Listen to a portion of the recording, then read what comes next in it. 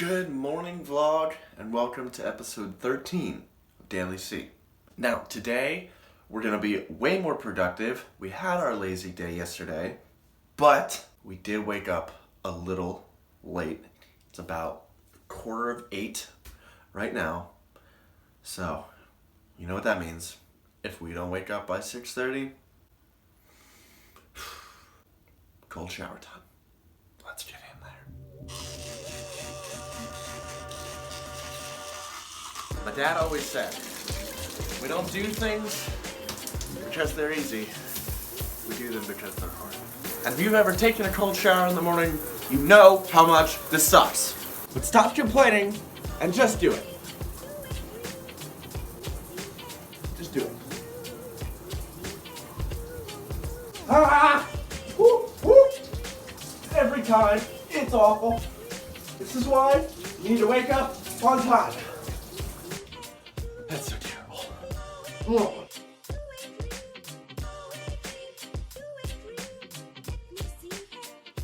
Tip for the day: make your bed every morning. Waking up and cleaning something and getting that organized, structured pattern every single morning, it's honestly just one of the best ways to get your day going, to really get started, to do a simple task that you know the steps of and that you can completely succeed at. Make your bed.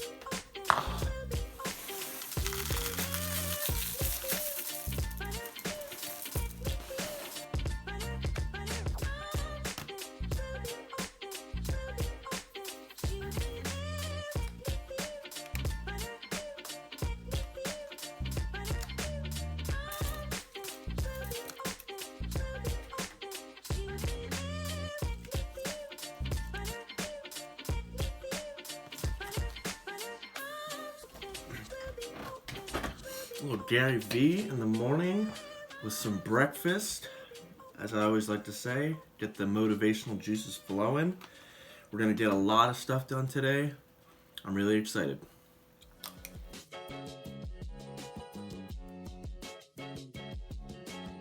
So I wanted to spend a little bit of time today talking about accountability, whether that's holding someone else accountable for their actions or, more importantly, holding yourself accountable for your own actions.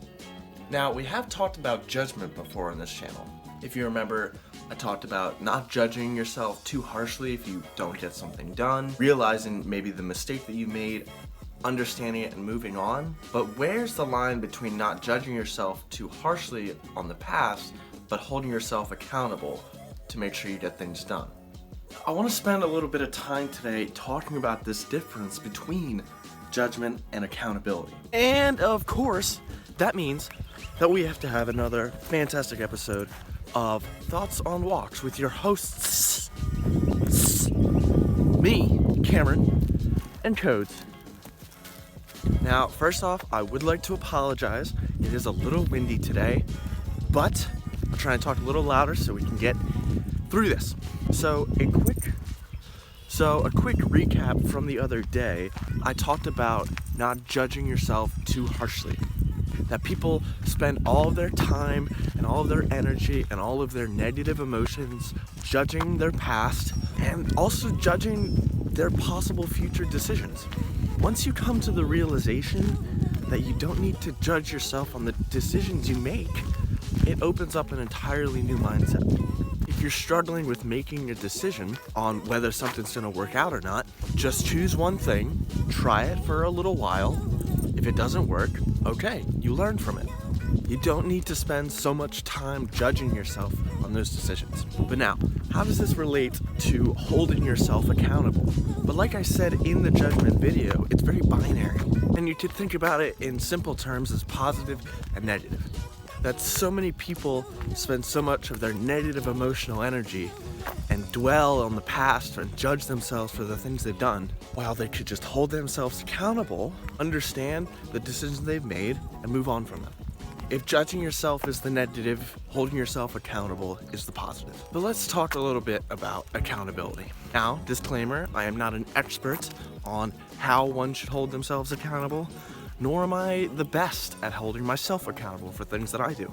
It took me years to finally gain the courage to do something creative like creating DAILYCEE. Always pushed myself to do so, but never held myself accountable if I didn't. Now, right off the bat, we could get into a discussion about positive and negative reinforcement. We could cite psychological research on what works and what doesn't. I'm just gonna give my opinion and what works best for me. Now, what's worked best for me, and through my experience of education and how students learn, positive reinforcement always outtrumps negative reinforcement. Sorry about that. Thoughts on walks got a little cut short because of the rain. But anyway, positive, negative reinforcement as it relates to accountability. The showering in the morning, for example. I turn something that normally people would find unpleasant or negative and make it into a positive. That's how I hold myself accountable. I set a goal. I want to wake up each morning by 6 or 6:30, and if I don't do that, I have to force myself to take a cold shower.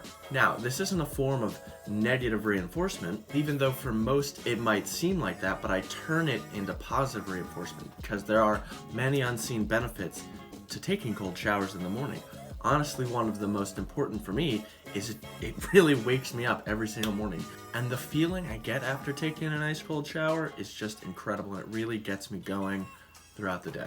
Now, something that a lot of people find difficult, and I've found difficult for a long time now, is if you can't hold yourself accountable, try to get some external force or someone else to hold you accountable. Now, I've talked about him on the channel before, Jonyull. For years now, him and I have been trying to find different ways to hold each other accountable and not induce a lot of stress if something doesn't get done.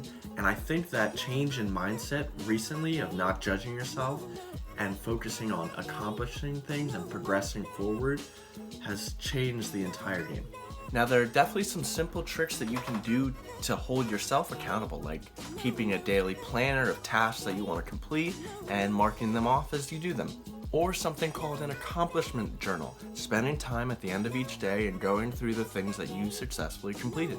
If you guys have any simple ways that you hold yourselves accountable or keep track of the things that you've done throughout the day, let me know in the comments. So let's get into today's daily read. Today we have the new Teacher Handbook by Melissa Kelly. Now, obviously, this is a little more geared towards first-year teachers or people that want to become a teacher. And honestly, I actually forgot that I completely had this.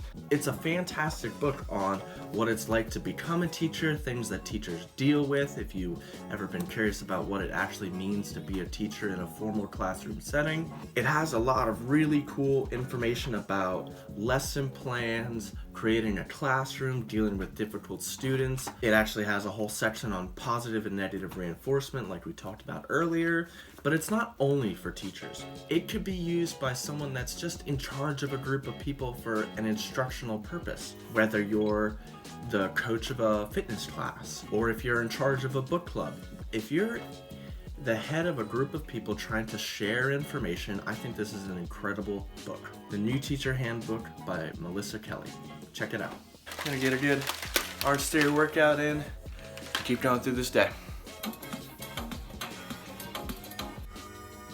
Daily vlog of Cameron sweating profusely. But seriously, those aren't stereo workouts, along with Jonyull's stuff on You Need the Labs page. Just 30-40 minutes a day. Oh, it's great cardio. I seriously, link in the description. It's so amazing. Really give it a try. Let me know what you guys think. Alright guys, I think that's gonna do it for me today. We got a lot done. Good talk. Remember, don't worry so much about judging yourself. Don't put your energy into that. Maintain accountability for yourself and for other people in your life. I think it's really important to understand that mindset of judgment is negative, accountability is positive. If you have those people in your life, keep them close, keep them accountable as well as yourself. These workouts are amazing. Typical Sunday afternoon. If you guys enjoyed, please leave a like. Subscribe if you're new. And as always, have a good rest of your day.